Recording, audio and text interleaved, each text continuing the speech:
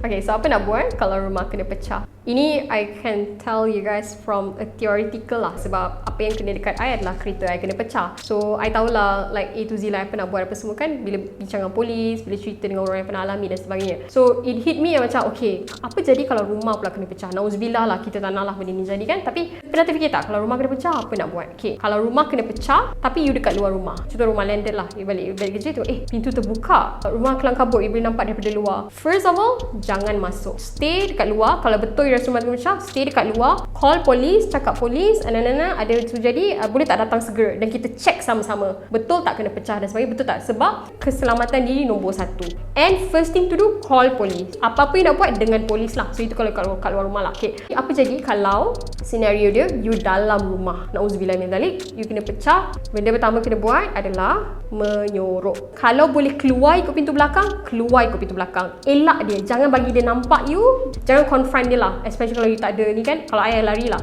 pergi dekat bilik yang you rasa ada kunci and macam you boleh menyorok dalam bilik tu, and dalam lagi you menyorok. So contoh, you masuk bilik, satu bilik ni kunci dia okey kan, you lock pintu tu. Kalau boleh letak kerusi, letak bawah tombol tu so that bila nak buka tak boleh. Kalau you ada benda besar, you tolak depan pintu tu, bagi berat. But before you do all this, make sure telefon ada dekat tangan lah, sebab bila you dah terperangkap dalam tu, first thing you need to do, you nak call polis juga kan. So waktu you menyorok ni, sentiasa pastikan you ada handphone and you boleh call someone. Okay, so you tutup, you make sure pintu tu susah nak pecah, letak benda berat, or even letak kerusi, or even letak benda berat and duduk atas tu. And then kalau you rasa dia dah dekat and dia boleh pecah pintu tu, you menyorok lagi dekat tempat yang you boleh menyorok. Contoh ada kabinet yang you boleh lock, you lock di dalam tu. Or you rasa macam ada tempat yang you rasa dia tak check ni, dia akan masuk, oh tengok tak ada orang, dan habis cerita. Itu kalau dalam rumah lah. Okay, senario yang keempat lah, kalau lah rumah you kena pecah, you tak boleh nak menyorok, meaning dia dah nampak you, apa you nak buat? Kalau you ada senjata you boleh cari, you pegang senjata tu. Tak kisahlah kalau ada pisau, you ambil pisau. Tapi kalau pisau tu kat dapur, jangan lari pergi dapur pula, sebab nanti dia boleh kejar you. Make sure you ada nampak yang berdekatan, ambil pisau ke, benda keras ke, apa-apa ke, bat ke, apa ke, pegang. Kalau you boleh nego, you nego. Contoh macam you cakap, you ambil je apa you nak ambil, tapi jangan cederakan I. Sebab apa-apa pun dalam kes ni, make sure keselamatan nombor satu.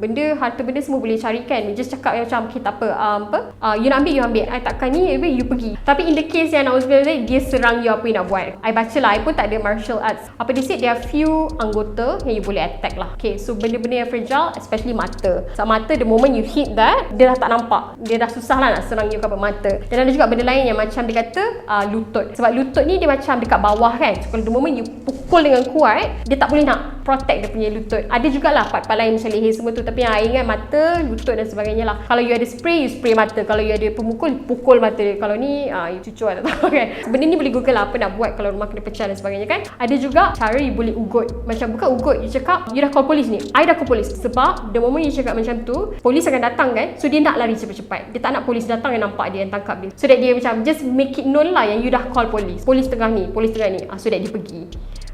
Itulah basically.